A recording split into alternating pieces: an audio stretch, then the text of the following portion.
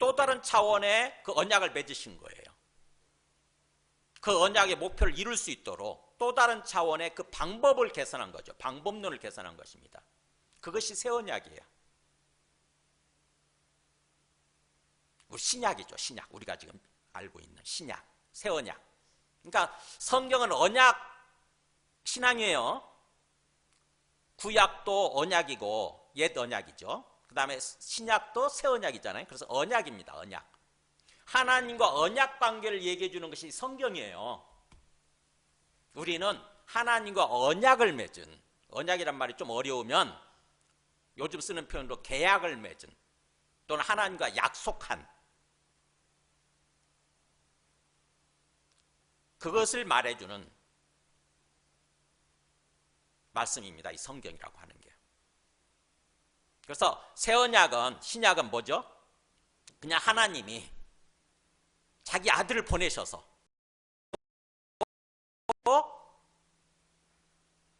그래서 우리를 의인으로 삼아주시고, 그러니까 죄가 없는 그냥 정상적인 사람 의인으로 삼아주신 거예요. 그냥 일방적으로 예수 그리스도의 십자가 죽음을 통해서 우리 죄를 다 대신해서 죽게 하신 거죠. 그래서 우리 죄를 완전히 사해 주시고, 그냥 너는 이제 의인이야, 너는 이제 정상적인 사람이야, 그러니까 정상적인 삶을 살아가, 이런 거죠. 이제부터 죄에 완전 매몰되어 가지고 죄악된 삶을 살지 말고 이제부터는 이제 의인이니까 너는 정상적인 사람이 됐으니까 이제 정상적인 삶을 살아, 이렇게 말씀하신 거죠. 뿐만 아니라 또 하나 배를 해주셨는데 뭐냐면은 우리의 연약함을 아시니까 우리를 도와주시기 위해서, 우리를 돕기 위해서 뭘 보내주셨냐면은 성령을 보내주신 거예요. 아예 하나님의 영을 우리 안에 보내주셔서 우리 안에 상주시킨 거예요. 그래서 성령이 우리를 도와서 그 언약대로 삶을 살도록 그렇게 인도하시는 거죠. 그러니까 새 언약에는 엄청난 하나님의 배려, 하나님의 사랑이 담겨 있는 거예요. 우리는 그 하나님의 은혜를 입은, 혜택을 입은 사람들이에요. 우리는 그런 새 언약 관계, 하나님과 새 언약 관계에 있는 언약의 백성이라고 하는 것입니다. 에스겔 36장 26절에 그 새 언약에 관한 내용이 나와 있죠. 구약인데 에스겔서에서 새 언약을 이렇게 맺겠다라고 미리 예고하신 말씀이 있어요. 에스겔 36장 26절 보면 첫 번째 말씀 보여주세요.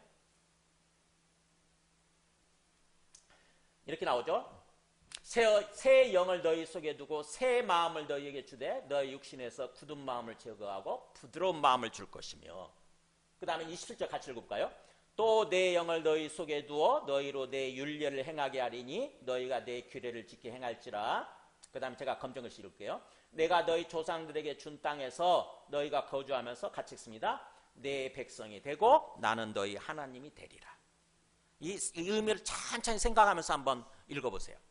뭐라고 하냐면은 지금 이스라엘 백성들 보면서 분명히 하나님과 언약을 맺었는데, 약속을 했는데 그 언약대로 삶을 살지 못하는 거예요.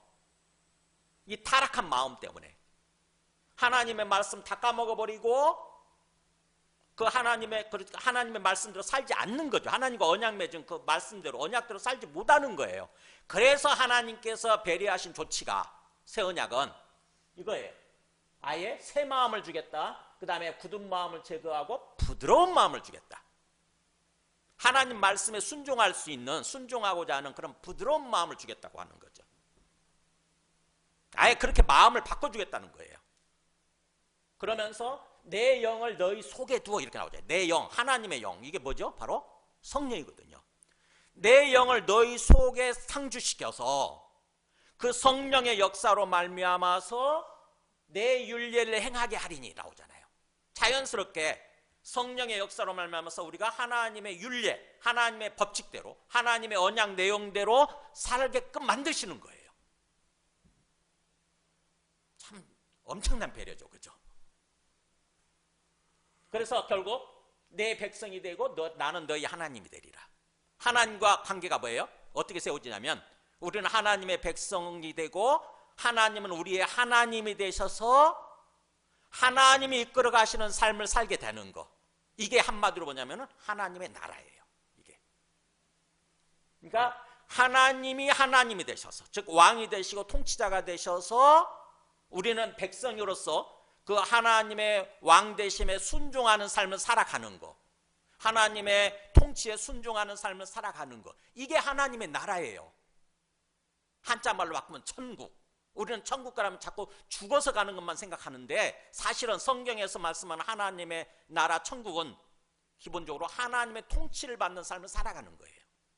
이 땅에서부터.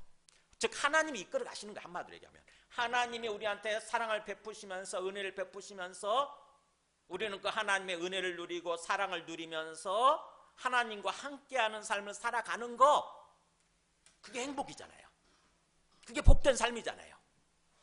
그렇게 될 거라고 하는 거예요. 하나님 나라의 삶을 살게 될 거다. 그래서 그 하나님의 언약 관점에서 그렇다고 한다면은 그 하나님 나라의 삶을 살아가는 것이 어떤 것인지, 구체적으로 하나님 나라의 삶을 살아가는 모습이 어떤 것인지 구체적으로 알아야 되는 거죠. 그게 오늘 말씀입니다. 보세요. 그 언약 관점에서 오늘 말씀을 생각해 보세요. 예수님이, 하나님의 아들이신 예수님이 오셔서 수많은 종교인들과 계속 논쟁을 하지요. 그들이 믿고 있는 어떤 그 구약의 말씀은 조금 다른 거예요. 예수님이 믿는 거하고. 그래서 예수님이 구약의 말씀을 제대로 깨닫게 해주시죠. 먼저 그 앞에 보면은 18절부터 27절까지 보면은 사두개인들과 논쟁을 하죠. 사두개인들은 부활을 믿지 않습니다. 하나님을 믿는다 그러면서도요, 부활을 믿지 않아요. 그래서 그 사람들이 예수님을 어떻게 보면은 비난하기 위해서, 예수님을 이기기 위해서, 논쟁적으로 이기기 위해서 어떤 숙제를 내냐면은 19절에 보면은 어떤 사람의 형이, 그 20절에 보면은 7형제가 있었다고 합니다. 7형제가 있었는데 마지가 아내를 취했지만, 결혼을 했지만 자식이 없이 죽었어요. 그러면 구약에 뭐라고 되어 있냐면은, 모세가 구약의 말씀에 기록했는데 뭐냐면은 형이 자식이 없이 죽으면은 그 후계자가 없는 거잖아요. 그러면 그 땅이 없어지지 않습니까? 분배받은 땅이 없어지는 거예요. 후계자가 없으면. 그래서 그렇게 되지 않도록 동생이 그 형수하고 결혼을 해서 형의 아들을 낳아라, 이렇게 되어 있어요. 그래서 후계자가 이어지도록 해라. 오늘날 우리 관점에서 보면은 굉장히 해계망측한 일이잖아요. 근데 하나님의 그 뜻, 하나님 나라 관점에서 보면은 그때 당시에는 그게 합당한 거예요. 땅이 없어지면 안 되니까. 그래서 후계자가 계속 이어지도록 해야 된다고 하는 거죠.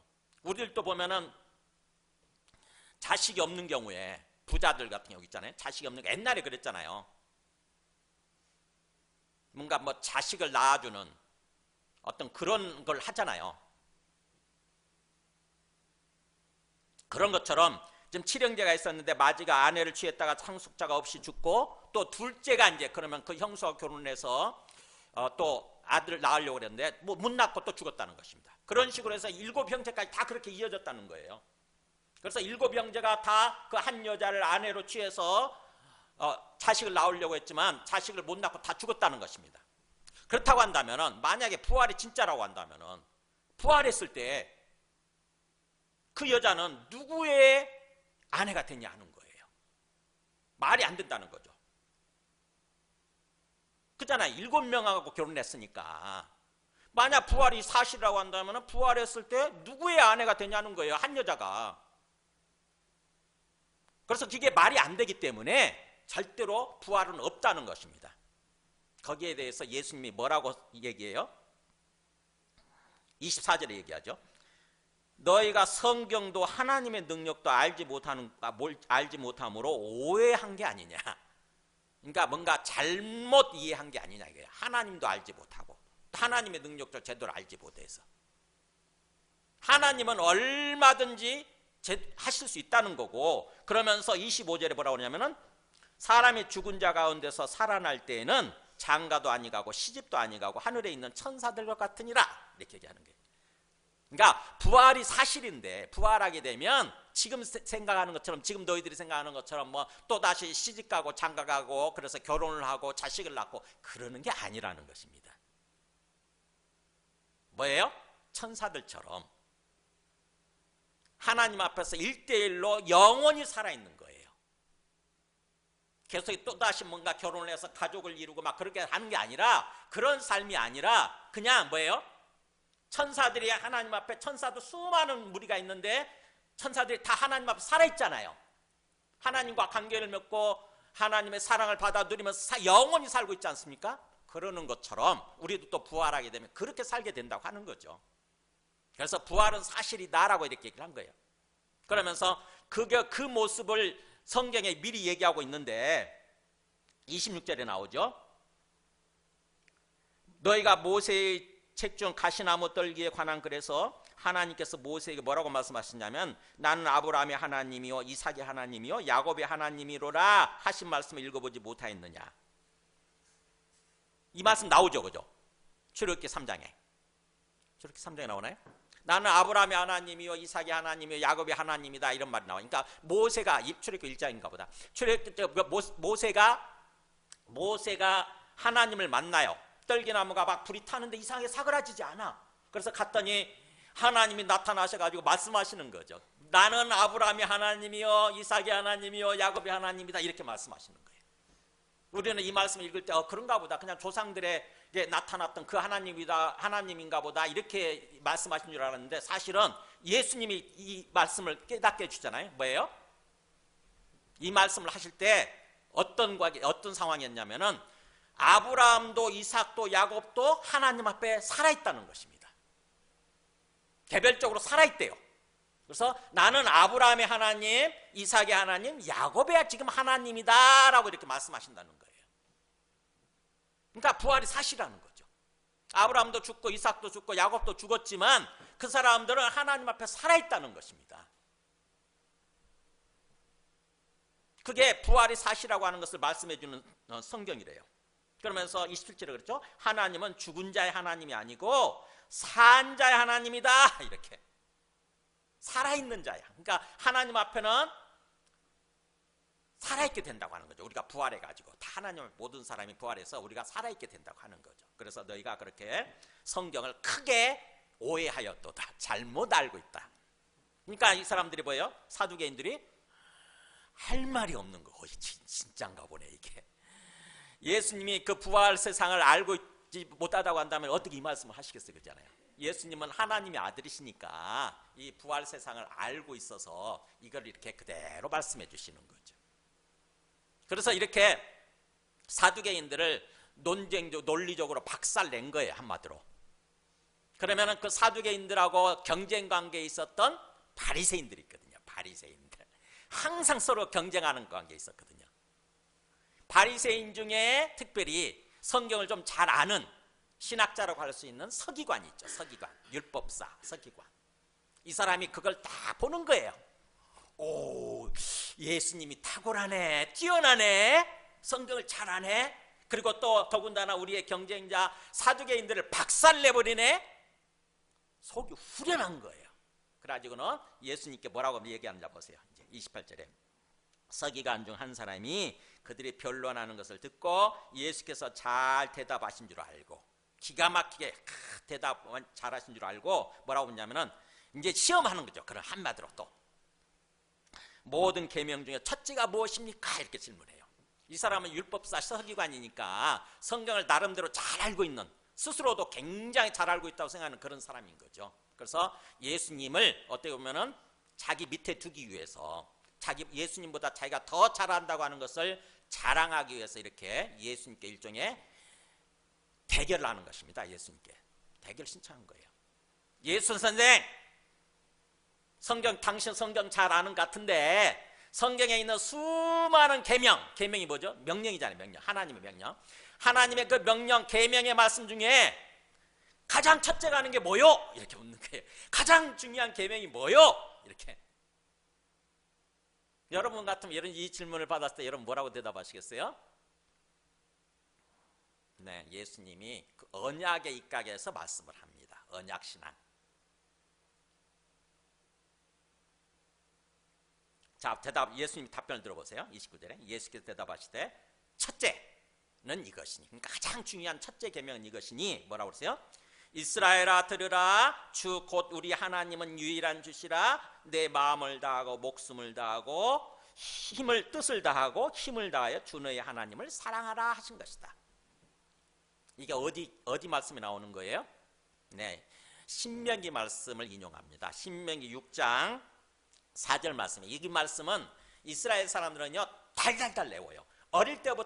완전히 어릴 때부터 계속 교육을 시켜요. 이 말씀 가지고. 이거는 그야말로 가훈처럼 집에 가훈처럼 여기는 말씀이에요. 항상 새겨져 있어요. 그래가지고 아주 태어나자마자 계속 이 말씀을 교육하고 이 말씀을 암송하게 만드는. 그러니까 이스라엘 사람이라고 한다면 한 사람도 이 말씀을 암송하지 못하는 사람이 없을 정도예요. 이 말씀을 예수님이 인용하면서 이 말씀을 하시는 것입니다. 자, 뭐라고 되어 있냐면 이거 보세요. 이스라엘아 들으라. 소위 여러분 들어보셨어요? 쉐마 이스라엘 이렇게. 유대인식 교육을 하는 사람들이 교회마다 있잖아요. 유대인식 교육을 할 때 쉐마 이스라엘이 있어요. 들으라가 쉐마거든. 쉐마 이스라엘. 이스라엘은 뭐죠? 하나님의 백성이잖아요. 하나님의 백성들아 들으라. 그냥 들으라가 아니라 새겨 들으라 이런 뜻이에요. 마음속에 깊이 생각하고 새겨 들으라. 뭐라고 하냐면은 첫째 알아야 될 게 우리 하나님 여호와는 오직 유일한 여호와이시다. 그러니까 우리가 믿고 있는 여호와 하나님은 유일한 분이라는 거죠. 유일하다는 말은 뭐예요? 다른 하나님은 없다는 거예요. 이방 사람들이 믿고 있는 이게 하나님이야라고 믿고 있는 그런 것은 없다는 거죠. 다 거짓된 가짜 신들이에요. 없는 것을 사람들이 고안해낸, 사람들이 만들어낸 가짜 신인 거죠. 근데 성경에 기록되어 있는, 구약에 기록되어 있는 여호와 하나님의 이름이 여호와잖아요. 여호와 하나님은 진짜라는 거죠. 그 여호와 하나님만이 진짜 하나님이래요. 그리고 그분이 진짜 살아계시는 하나님이라는 거예요. 하나님과 언약 맺은 게 이거잖아요. 여호와 하나님만이 진짜다. 그래서 여호와 하나님만을 경배하고 살아라고 하는 것이 언약의 내용이에요. 여러분 우리 언약의 핵심적인 내용이 어디에 나와 있습니까? 십계명이에요. 여러분 성경책 펴보세요. 성경책 뒷면에 펴보면은 십계명이 나오죠. 이게 십계명이 하나님과 언약 맺은 내용이에요. 우리는 십계명이라고 알고 있는데 사실은요 십계명은 나중에 성경을 번역하면서 지어낸 이 말이고 원래는 10개의 언약 말씀들이에요. 언약 맺은 10개의 말씀들이 정확한 이름입니다.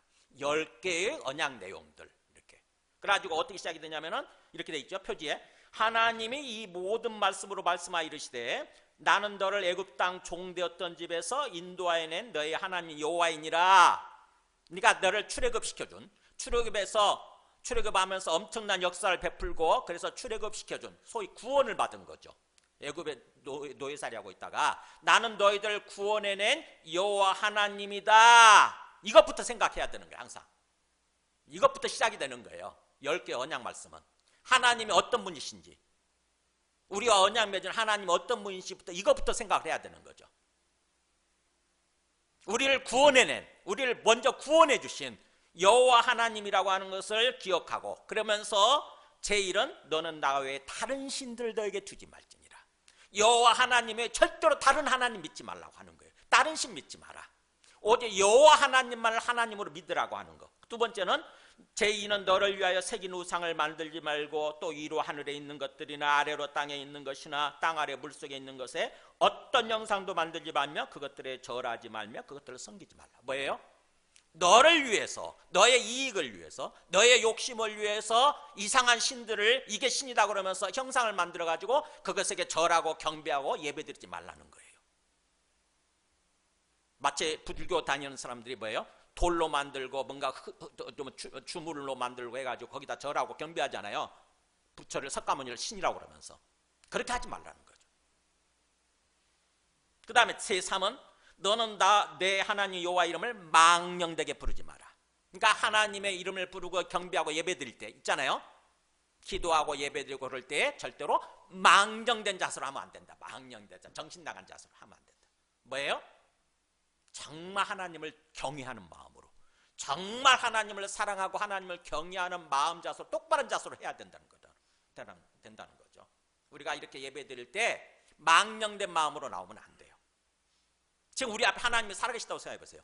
온 우주를 창조하시고 온 우주를 지금 통치하고 계시는, 그리고 나에게 생명을 주시고 내 삶을 인도하고 계시는 정말 크신 하나님이 지금 내 앞에 계신다고 생각해 보세요.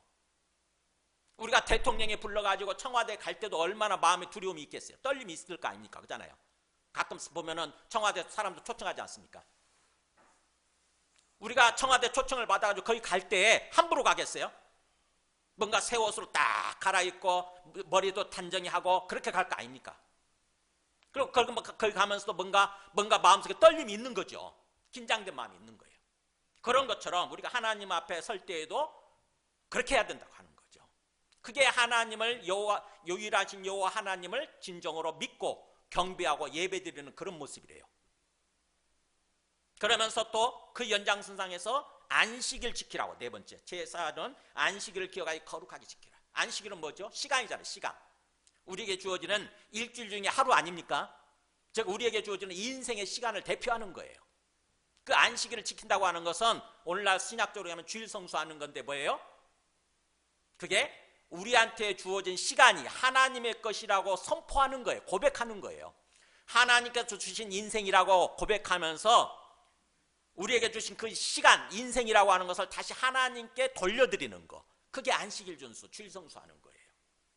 우리의 인생이 내 것이 아니라 사실 하나님께서 하나님의 것인데 하나님이 잠시 우리가 그 행복한 삶을 살도록 우리한테 맡겨주신 거라고 하는 것을 고백하는 시간이 주일 성수, 예배드리는 시간이에요. 이게 언약 맺은 내용이에요. 10개 계명 중에 이 4계명까지가 하나님에 관한 거잖아요. 하나님을 경배하는 거, 하나님에 관한 거예요.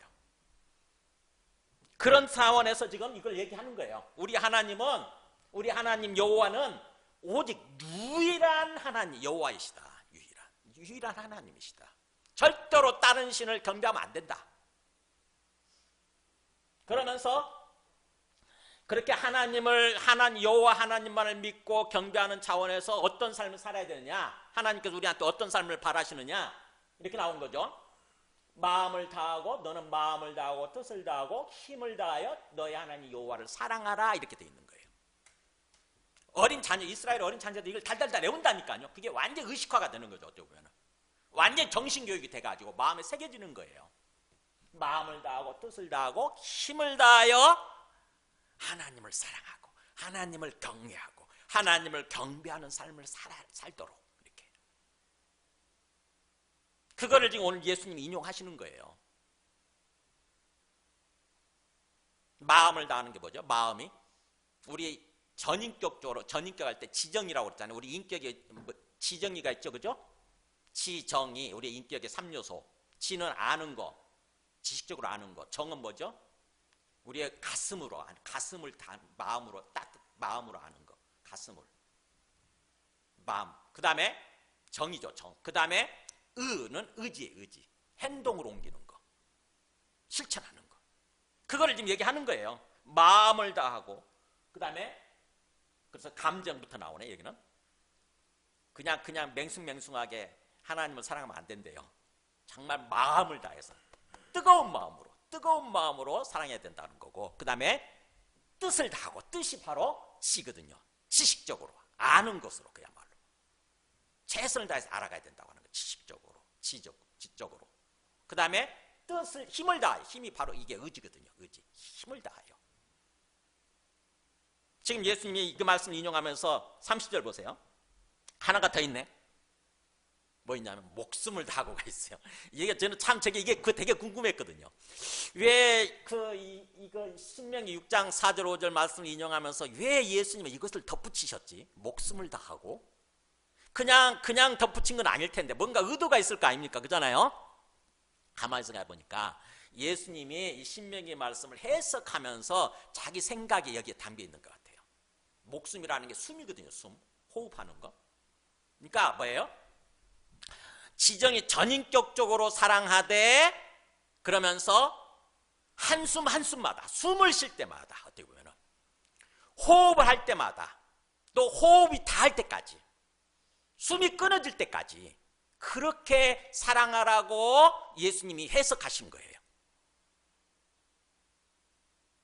그러니까 우리의 지정이 전인격을 다해서 하나님을 사랑할 뿐만 아니라 숨을 쉴 때마다 호흡마다 그야말로 온 힘을 다해서, 내 생명을 다해서, 내 목숨을 다해서 하나님을 사랑하라고, 그래야 되는 거라고, 그게 하나님의 뜻이라고 이렇게 예수님께서 지금 해석해 주시는 거죠. 예수님이 그렇게 받아들이고 예수님도 그렇게 사신 거죠. 어떻게 보면 하나님의 아들이시지만 하나님 아버지를 이런 자세로 사랑하고 사신 거죠. 마음을 다하고 뜻을 다하고 힘을 다하고 목숨을 다해서, 결국 하나님의 뜻 때문에, 하나님을 사랑하는 마음 때문에 죽으시잖아요. 그죠? 하나님의 뜻을 이루기 위해서 결국 죽으시지 않습니까? 목숨을 다하시지 않습니까? 그 말씀이다라고 하는 거죠. 하나님 우리한테 바라시는 삶은 그런 삶을 사는 거다라고 예수님이 지금 이렇게 답변해 주시는 거예요. 그래서 어떻게 보면은 언약 관점에서 하나님 사랑하는 것이 가장 중요한 첫 계명이라고 하는 것을 우리가 알 수 있잖아요. 그죠? 언약 관점에서 10개의 말씀들, 10개 언약 내용이 있는데 4계명까지가 제일 앞에 이렇게 나와 있잖아요. 중요한 순서대로 나온 거거든요. 중요한 순서대로. 1계명에서 4계명까지가 그렇게 정말 최선을 다해서, 전인격을 다해서, 내 목숨을 다해서 하나님을 사랑하라고 하는 거. 그러니까 어떻게 마지못해서 억지로 내가 이렇게 지키지 않으면 내가 죽을 것 같으니까, 내가 망할 것 같으니까 억지로 말씀을 지키는 정도가 아니라 뭐예요? 하나님을 사랑하는 마음으로 사는 거예요. 하나님을 사랑하는 마음으로, 뜨거운 마음으로. 그러면 자연스럽게 말씀을 지키게 되죠. 그죠? 자연스럽게 내 안에 정말 하나님을 사랑하는 마음이 있으면 자연스럽게 하나님의 말씀대로 살게 돼 있어요. 하나님을 사랑하는 마음이 없이 말씀을 지키려고 그러면 그게 율법적인, 그야말로 건조한 신앙생활이 되어버리는 거죠. 마지못해서 억지로 행하는, 질질 끌려가는 그런 신앙생활이 되는 거예요. 근데 정말 내 안에 하나님의 사랑을 알고 하나님을 사랑하는 마음으로 살게 되면 자연스럽게 하나님 말씀에 귀를 기울이게 돼 있고 하나님 말씀대로 살고자 하는 그런 마음이 생기죠. 자연스럽게. 우리가 누구를 사랑한다고 한다면 그분의 말씀에 귀를 기울이잖아요. 그죠? 그러니까 한 말씀도 놓치지 않으려고 귀를 기울이고 그 말씀대로 살려고 하게 돼 있잖아요. 하나님 우리한테 그걸 원하시는 거죠. 그게 언약의 내용이에요. 그리고 두 번째 31절 또 둘째는 이것이니 이렇게 얘기하죠. 분명히 가장 중요한 첫째 계명이 뭐냐고만 물었는데 예수님은 두 가지를 얘기해 주시네요. 둘째는 이것이니 내 이웃을 내 자신같이 사랑하라 하신 것이라. 이것들보다 더 큰 계명이 없느니라. 자, 이보다가 이것들이에요. 이것들. 그러니까 서기관은 자기 지식을 뽐내기 위해서 예수님한테 이렇게 수수께끼를 내고 질문을 했지만 예수님은 통합해서 확실하게 답변을 해주시는 거죠. 언약계의 관점에서 봤을 때 하나님이 중요시 여기는 계명은 첫째는 하나님 사랑하는 것이고 둘째는 이웃 사랑하는 거다. 이웃. 그래서 10계명 중에 5계명부터 10계명까지가 바로 이웃 사랑에 관한 계명인 거예요. 5계명이 뭐죠? 부모 공경하라고 돼 있잖아요. 부모. 그러니까 부모도 이웃인 거예요. 그래서 성경적으로 봤을 때 이웃은 바로 뭐예요? 나 외에 다른 사람이 다 이웃이에요. 나 외에 다른 사람이 이웃. 그러니까 이웃이란 말이 성경적으로 보면 가까이 있는 사람이란 뜻이거든요. 내 가까이 있는 사람, 내 옆에 있는 가까이 있는 사람. 그러니까 내 옆에 있는 가까이 누군가가 있으면 다 그 사람들이 이웃인 거예요. 가장 가까운 사람, 태어나자마자 가까운 사람이 누구죠? 부모잖아요. 부모라는 이웃에 대해서 어떻게 부모를 공경하는 거, 그게 이웃을 사랑하는 거죠. 부모를 공경하는 거, 부모 마음을 기쁘게 해드리는 거. 우리는 유교적으로 보면은 효도잖아요. 효한다고 그러잖아요. 효도한다고 그러잖아요. 근데 성경적으로 보면 더 깊죠. 부모를 내 몸처럼 사랑하는 거예요. 내 이웃을 네 몸처럼 너 자신과 같이 사랑하라 하는 거. 이거는 어디 말씀을 인용하는 거냐? 이 말씀은 제가 준비 못했네. 레위기 19장 18절에 나와요. 레위기 19장 18절에 레위기가 언약의 내용을 얘기하는 거라고 그랬죠. 레위기가 언약의 내용을 전체적으로 설명하는 건데 19장 18절에 뭐라고 되어 있냐면은 원수를 갚지 말며 동포를 원망하지 말며 너의 이웃 사랑하기를 너 자신과 같이 사랑하라 이렇게 되어 있어요. 너의 이웃 사랑하기를 너 자신과 같이 사랑하라. 그러니까 이웃을 가까이 있는 사람을 사랑하는데 어느 정도 사랑하는 거냐? 네처럼 네 몸이다 생각하고 네 자신이다 생각하고 그렇게 사랑을 하는 거죠. 그게 5계명부터 10계명까지 그 내용이 나와 있는 거예요. 5계명 내 부모를 공경하라. 6계명 살인하지 마라. 그러니까 사람들에게 살인하지 말라고 하는 것은 단순히 때려도 좋은데 폭행해도 좋은데 살인만 하지 말라 이런 뜻이 아니고 예수님이 해석해 주시잖아요. 산상수훈에서 뭐라고 해석해 주세요? 폭력을 행하지 않아야 될 뿐만 아니라 심지어는 욕도 하면 안 된다. 미워해서도 안 된다 이렇게 나와요. 미워해서도 안 된다. 미워하는 것도 살인하는 거다. 요한일서에서 아예 사도 요한이 그렇게 해석을 하죠. 미워하는 거 살인하는 거래. 그게 사실은 살인은 미워하는 것부터 시작되잖아요. 그죠? 근데 그 사람이 싫어서 미워서 결국 살인하는 거 아닙니까? 그러니까 미워하는 것도 안 된다라고 하는 그 원래 뜻이 거기에 포함되어 있다고 하는 거죠. 그리고 7계명은 뭡니까? 성적인 차원에서 간음하지 마라. 그러니까 성적인 차원에서 제자를 지키는 거, 그게 이웃사랑하는 거래요. 내 욕정을 채우기 위해서 간음하면 내 이웃에게 폭행을 행사하는 거죠. 이웃을 죽이는 거예요. 그 다음에 8계명 뭐죠? 또 물건 도둑질하지 말라고 해요. 도둑질. 남의 것 탐내지 마. 남의 것 가지지 마. 네 거 아니잖아. 남의 것을 취하지 않는 거, 그게 이웃사랑을 하는 거죠. 그 다음에 9계명 뭐죠? 또 언어 측면에서 거짓말하지 않는 거. 내 욕심 때문에 우리는 거짓말 알잖아요. 내 욕심 때문에 거짓말하는 거거든요. 내 욕심 때문에. 근데 거짓말하면 거짓말하지 않는 거, 그게 이웃사랑하는 거라는 거죠. 얼마나 세상 사람들 거짓말 많이 하고 삽니까? 특별히 사탄은 거짓의 아비라고 그러잖아요. 마귀는 거짓의 아비예요. 이웃사랑하지 않는 거죠. 그래서 거짓말을 습관적으로 하는 사람, 우리도 어쩔 수 없이 거짓말 할 때가 있지만 습관적으로 하는 걸 말하는 거예요. 습관적으로 거짓말하는 사람들은요, 마귀의 영향권 아래 있는 거예요. 마귀의 종이 되어서 살아가고 있는 거예요. 마지막 10계명은 뭐죠? 아예 남의 거 탐내지 마라. 이웃집 탐내지 마라. 마음속에 아예 뭐예요? 탐심, 욕심 부리지 마라. 욕심 부리는 것부터, 탐내는 것부터 이웃을 깨뜨리는, 이웃을 사랑하지 않는 그런 삶이 시작된다고 하는 거죠. 그래서 탐심은 우상숭배다란 말을 하는 거예요. 탐심은 결국 하나님이 아닌 우상을, 다른 신을, 거짓된 신을 섬기는 그런 거다. 우상숭배, 이것도 탐심이라고 하는 것은. 그러면은 우상신을 섬기면, 우상숭배하게 되면 당연히 하나님이 기뻐하시는 그런 삶을 살지 못하게 되는 거죠.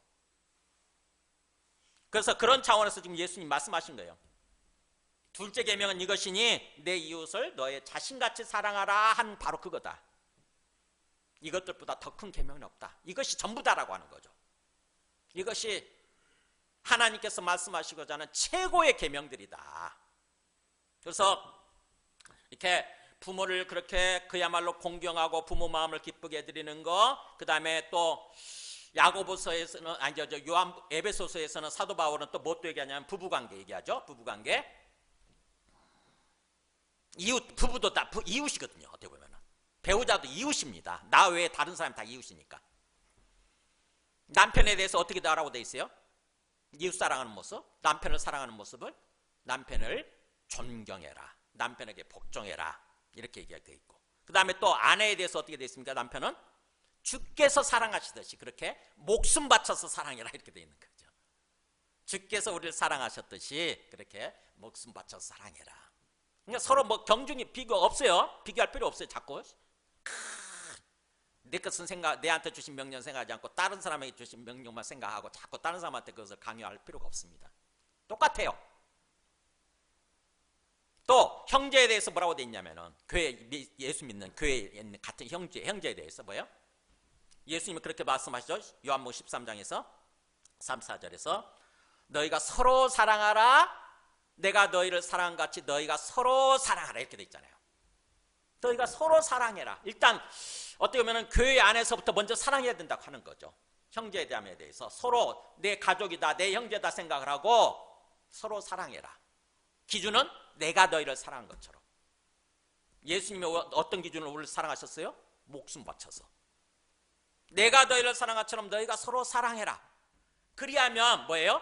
너희가 서로 사랑하면 너희가 진정한 내 제자가 되고 세상이 너희가 내 제자, 내 뒤를 따르는 내 제자인 줄 알게 될 거다 이렇게 얘기하잖아요. 그래서 형제에 대해서 사랑하는 거. 그 다음에 또 그러면 또 예수님을 믿지 않는 하나님을 믿지 않는 세상 사람들에 대해서는 어떻게 해야 되죠? 근데 그 사람들에 대해서도 원수도 사랑하라 이렇게 돼 있어요. 원수도 사랑해라. 심지어는 너를 핍박하는 그 사람을 위해서도 사랑하고 그 사람을 위해서 기도하라 이렇게 돼 있어요. 그러니까 모든 사람이에요. 나 외에 다른 모든 사람이 다 이웃이고 그 사람에게 맞게 사랑해야 되는 거죠. 핍박하는 자를 위해서도 기도해 주는 거, 축복하면서 기도해 주는 거 그렇게 돼 있죠. 복을 빌라 이렇게 돼 있으니까 그게 그 사람을 사랑하는 거예요. 그게 이웃사랑입니다. 지금 예수님은 그거를 이렇게 뭉뚱그려서 얘기하는 거예요. 너의 이웃, 너에게 붙여주신 너에게 있는 가까운 사람들, 가까운 영혼들 그들을 네 영혼처럼, 네 생명처럼, 네 몸처럼 너 자신과 같이 그렇게 사랑하라 하는 거다. 이게 하나님이 우리에게 주신 최고의 계명, 명령이다. 언약의 내용이다라고 하는 거죠. 우리가 하나님과 맺은 언약의 내용. 그러니까 뭐예요? 이 언약의 내용을 생각하면 우리가 자꾸 뭔가 선택적으로 전혀 언약 관점에 생각하지 않으면 그냥 선택적으로 생각하는 거예요. 그냥 예수님 믿고 구원받으면 죽어서 천국 가면 되는 거지. 뭐 어쩌라고 이렇게 생각이 쉬운데 그렇지 않죠. 하나님과 우리가 약속한 거라니까요. 하나님과 우리가 약속한 거. 근데 그 다음에 보세요. 32절부터 34절까지 보면은 이제 세 번째.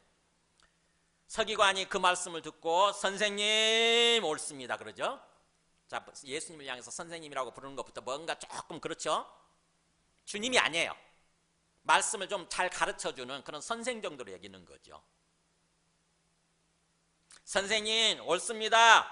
하나님은 한 분이고 그 외에 다른 이가 없다 하신 말씀이 참입니다. 이렇게 얘기를 하죠. 그러니까 뭐예요? 예수님이 하신 말씀을 다시 한번 인용하면서 확인을 하네요. 당신 말씀대로 하나님은 한 분뿐이고 그 외에 다른 이가 없다 한 말씀이 참입니다. 진짜입니다. 잘 알고 계시네요. 그러면서 또 뭐라고 그러냐면은 또 마음을 다하고 지혜를 다하고 힘을 다하여 하나님을 사랑하는 것과 또 이웃을 자기 자신과 같이 사랑하는 것이 전체로 드리는 모든 번제물과 기타 제물보다 낫습니다. 이렇게 얘기를 하는 거예요. 여러분이 이 서기관의 마음을 잘 읽을 수 있을지 모르겠어요. 저는 읽힙니다. 서기관의 마음이 쫙 표정도 보이고 이제 서기관의 마음이 쫙 전해져 와요. 이 사람 정말 굉장히 뭔가 좋게 얘기하면 자부심이 대단한 사람이지만 어떻게 보면 굉장히 교만한 사람이구나. 굉장히 우월의식을 갖고 있는 사람이구나. 난 지금 잘하고 있어 라는 생각을 하고 있는 거죠. 내가 잘 알고 있어.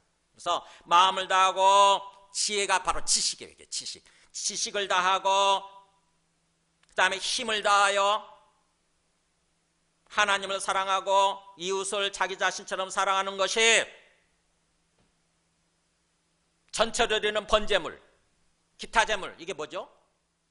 종교행위잖아요. 이게 제사행위잖아요.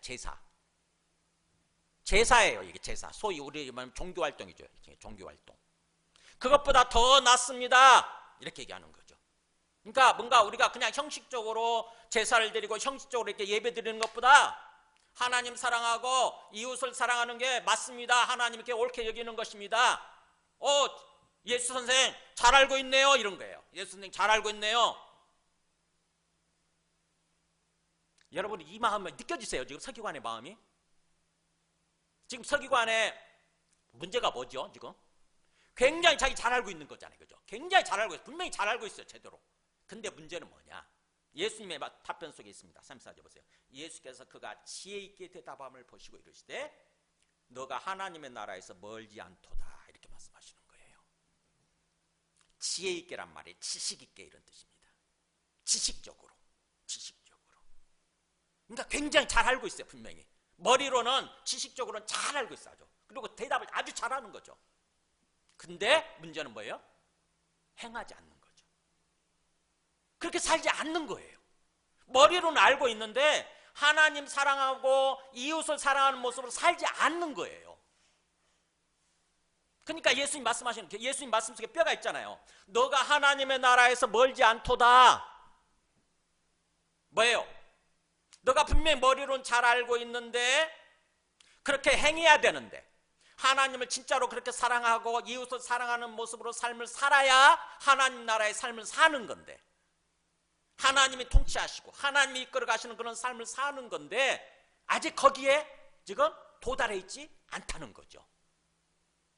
거기까지 가라는 거잖아요. 지금 하나님의 나라에 들어가라. 하나님 나라에 들어가라 이거예요. 하나님 나라의 삶을 살아라. 어떻게 하면? 하나님을 사랑하고 이웃을 사랑함으로써.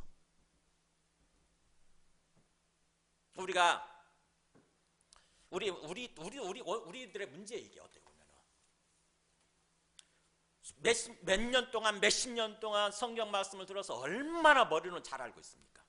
그래서 그리스도인 치고 말 못하는 사람들 없잖아요. 정말 말들 잘해요.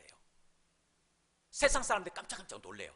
저 사람 교회 다니기 시작하면서부터 어떻게 그렇게 말이 들었는지 정말 말을 잘해. 기가 막히게 잘해. 근데 그 사람의 인격이나 그 사람의 말하는 태도나 그 사람의 삶을 보면은 고개가 갸우뚱해지는 거야. 저게 예수 믿는 건가? 얘 그렇게 이기적이지? 얘 그렇게 자기밖에 모르지? 그런 생각을 하게 되는 거예요.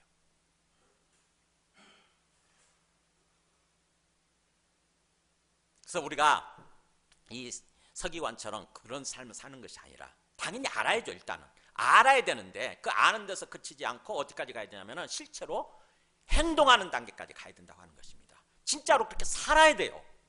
마음을 다하고 뜻을 다하고 힘을 다해서 하나님을 사랑하는 모습으로.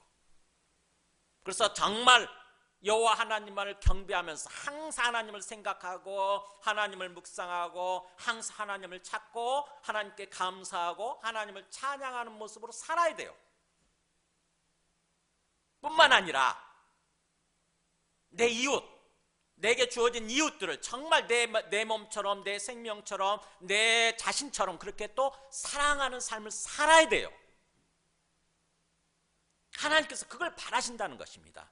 그게 우리가 하나님과 언약 맺은 내용이에요. 약속한 거라고 하나님과 약속을 한 거예요. 그래서 그 약속대로 그 언약대로 삶을 살면 자연스럽게 하나님 나라가 내 안에 임하는 것입니다. 하나님께서 온전히 하나님이 되셔서 내 삶을 주관하시고 통치하시고 이끌어 가시는 그런 삶, 그런 하나님의 나라가 내 안에 임하는 거예요. 내 마음 속에, 내 삶 속에, 내 가정 속에 임하는 거예요. 하나님 나라가. 그래서 하나님 사랑하고 이웃 사랑하는 것이 하나님 나라예요. 하나님 나라의 구체적인 모습이 하나님 사랑하고 이웃 사랑하는 거예요. 그래서 뭔가 하나님을 사랑해라, 이웃을 사랑해라 그런 말씀을 들으면 우리가 자꾸 선택적으로 생각하기 쉬워요. 어떻게 보면 좀 율법적으로 어떻게 보면 또 어떤 도덕적인 계명으로 생각하기 쉬운데 그게 아닙니다. 그게 신앙이에요. 그게 신앙. 그게 하나님 믿고 사는 삶의 모습인 거예요. 그게 하나님과 언약 맺은 내용이에요. 그래서 우리가 마태복음 25장에도 보면은 제가 말씀을 그거를 어제 기도하다가 생각이 나서 준비를 못했는데 마태복음 25장에도 보면은 어떤 세 가지 비유가 나오는데 한 가지 마지막 비유가 뭐냐면은 인자가 자기 영광으로 모든 천사와 함께 올 때, 그러니까 예수님 재림 때에 자기 영광의 보좌에 앉으리니 모든 민족을 그 앞에 모으고 각각 구분하기를 목자가 양과 염소를 구분함과 같이 하여 양은 오른쪽에 염소는 왼편에 두리라 하는 게 나와요. 양과 염소를 구분하는 거예요. 예수님 재림하셔서 최종 심판이죠. 최종 심판을 하실 때 양과 염소를 구분해 가지고 오른쪽에 있는 그 양들을 향해서는 양과 염소가 닮았잖아요, 그죠? 닮았는데 뭐가 차이 있습니까? 양은 뿔이 없고 염소는 뿔이 좀 있지요, 그죠? 조금 달라. 비슷한데 달라. 그렇듯이 우리가 예수님을 믿고 신앙생활하는 그리스도인들인데 조금 다르다는 거죠. 하나님 보실 때는 구분이 되는 거예요, 그게. 양들한테는 뭐라고 그러냐면은 내 아버지께 복받은 자들이여 나와 창세로부터 너희를 위하여 예비된 나라를 상속받으라 이렇게 얘기하는 거예요. 창세로부터 세상을 창조할 때부터 너희를 위해서 예비되어 있는 나라, 영원한 하나님의 나라죠. 영원한 천국이죠. 영원한 천국을 상속받아서 그 속에 들어가서 살아라 이렇게 얘기를 하세요.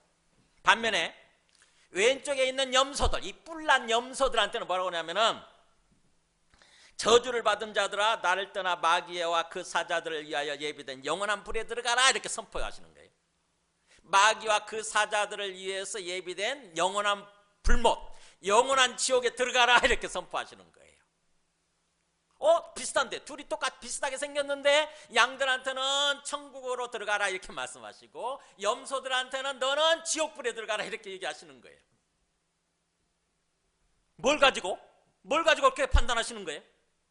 그랬더니 이 양들한테는 뭐라고 얘기하냐면 왜 너희들은 천국에 들어가야 되냐면은 내가 줄일 때에 너희가 먹을 것을 줬고 목마를 때 마시게 했고 나그네 되었을 때 영접했고 헐벗었을 때 옷 입혔고 병들었을 때 돌봐주었고 감옥에 갇혔을 때 와서 돌봐주었다 그런 거예요. 그랬더니 이 양에 해당되는 우리 신앙인들이 참 그리스도인들이 궁금한 거예요. 예수님이 언제 굶주리고 목마르고 그런 적이 있었나? 내가 그래서 예수님한테 먹을 것 갖다 주고 마실 것 갖다 주고 그런 적이 있었나? 없었던 것 같은데. 그랬더니 예수님이 뭐라고 대답하냐면 내가 진실로 너희에게 이르노니 너희가 여기 내 형제 중에 지극히 작은 자의 하나에게 한 것이 곧 내게 한 것이다 이렇게 말씀하시는 거예요. 신앙생활하면서 인생을 살면서 지극히 작은 자, 진짜 헐벗고 굶주린 사람, 아까 가난한 이웃, 그 식당에 가난한 이웃들 있잖아요. 그 사람들을 돌봐줬듯이 그 가난한 이웃들한테 베푼 게 그게 바로 내게 한 거다 이렇게 말씀하시는 거죠. 왼편에 있는 염소들도 억울한 거예요. 지옥불에 들어가라니. 나 신앙생활 잘했는데 그동안 분명히 나 예수님 믿고 있다고 생각을 했고 예수님 믿고 예배 드린다고 생각을 했고 그렇게 잘했는데 왜 내가 지옥불에 들어가야 돼요? 내가 뭘 잘못했어요? 그랬더니 그 염소들한테는 예수님 말씀하시죠. 내가 줄일 때 너희가 먹을 걸 주지 않았고 목마를 때 마시게 하지 않았고 나그네 됐을 때 영접하지 않았고 헐벗을 때 옷 갖다 주지 않았고 병들었을 때 옥에 갇혔을 때 돌보지 않았다. 그러니까 이 사람들도 뭐예요? 언제 예수님이 진짜로 이렇게 우리가 사진에서 보는 그런 모습으로, 그림에서 보는 모습으로 예수님이 나타나셔가지고 뭔가 먹을 거 없어서 굶주리고 계시고 마실 거 없어가지고 목말라고 계시고 옷이 없어서 헐벗고 계시고 그러면 내가 갖다 줬을 테요, 당연히. 근데 그런 적이 없었거든요. 그런 적 없었는데요. 그랬더니 예수님 뭐라고 하냐면은 내가 진실로 너에게 이르노니 이 지극히 작은 자 하나에게 하지 아니한 것이 곧 내게 하지 아니한 것이다 이렇게 말씀하시는 거예요. 지극히 작은 자, 이웃, 헐벗고 굶주린 별 볼 일 없는 소외된 사람, 그 이웃에게 하지 아니한 것이 곧 예수님께 하지 아니한 것과 똑같다. 그러니까 예수님 뭐예요? 마지막 최종 심판할 때 뭘 가지고 판단하시는 거예요? 우리가 진정한 믿음이 있었는지를 가지고 판단하는데 그 진정한 믿음의 모습은 뭐예요?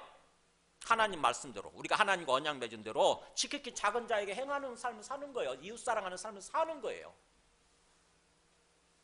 이웃을 사랑했느냐 안 했느냐가 최종적인 판단의 근거, 심판의 근거가 된다는 것입니다.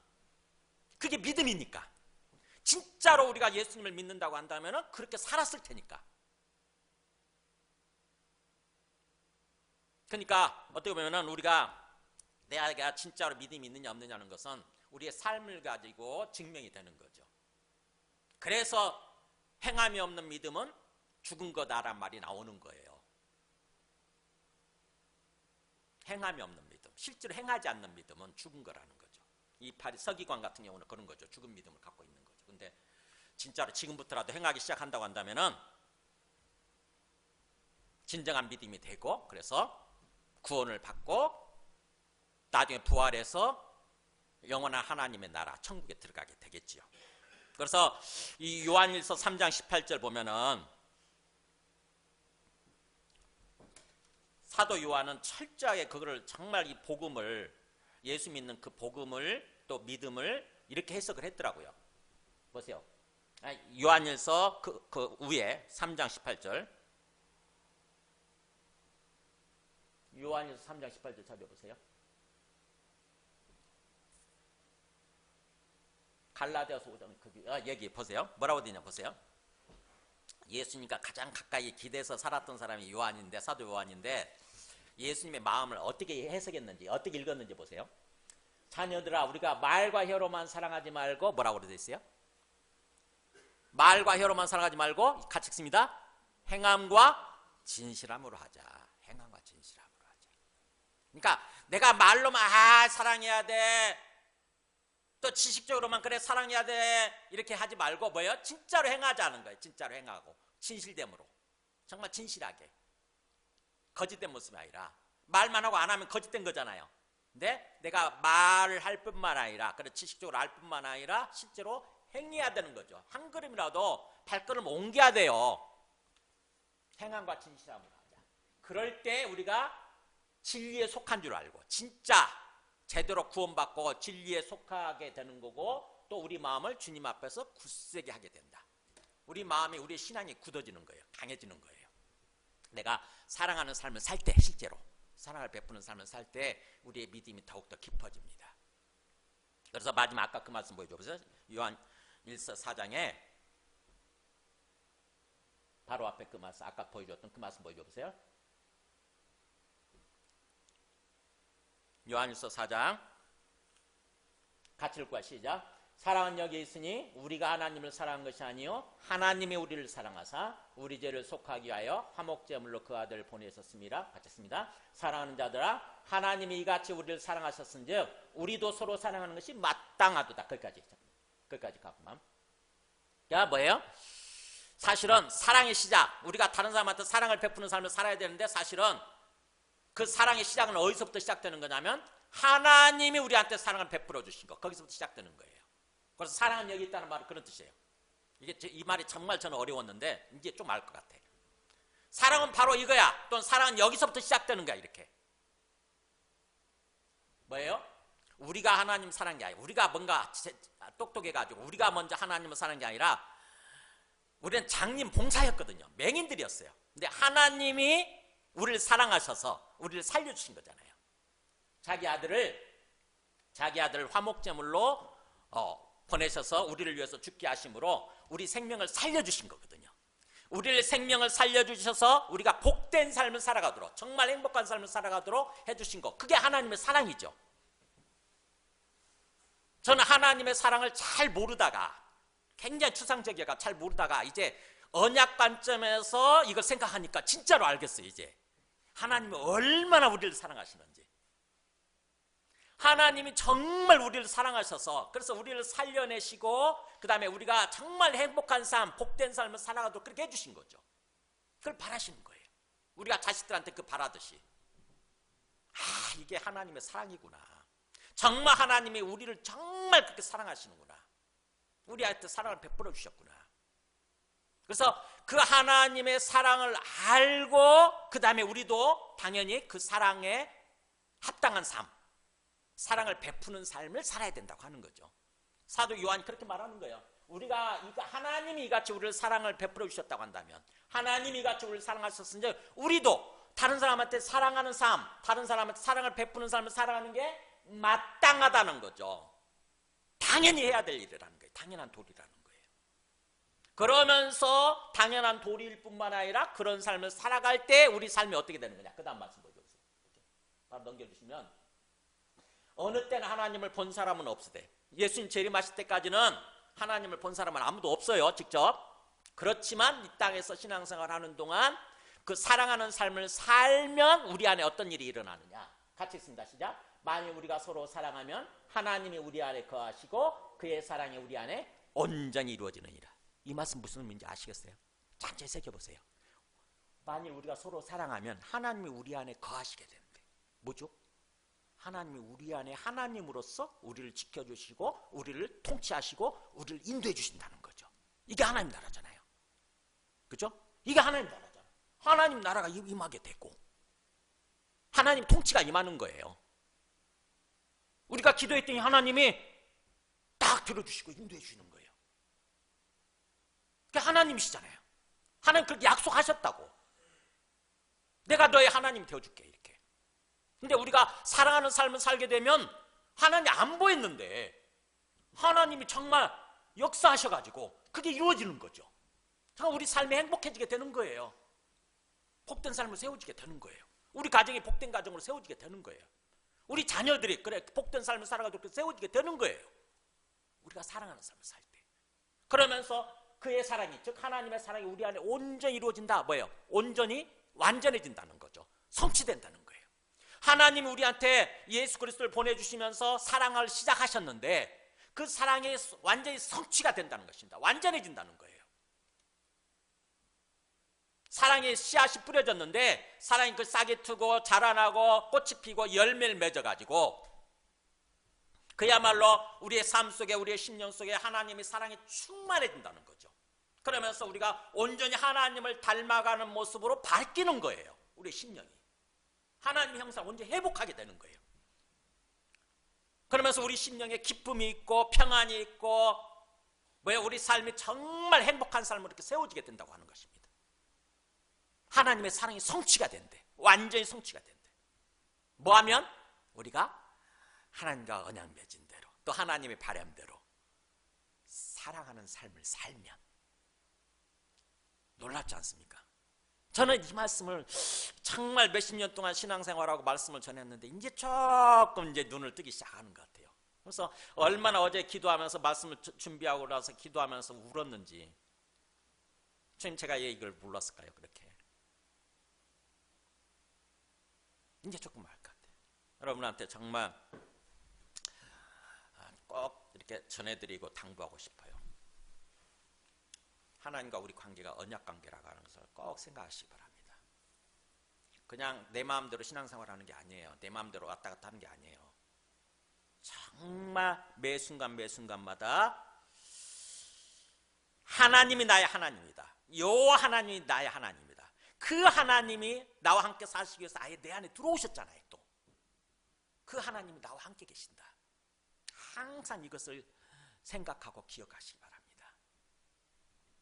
그래서 그 하나님이 정말 나의 하나님이 되시도록 하나님께 내 주권을 넘겨드리는 거예요. 내 마음대로 내 욕심대로 내 교만대로 내가 막 주관하고 결정하려고 하지 말고 주권을 넘겨드리세요. 그게 우리가 주님을 하나님을 향해서 주님 부르는 것의 의미예요.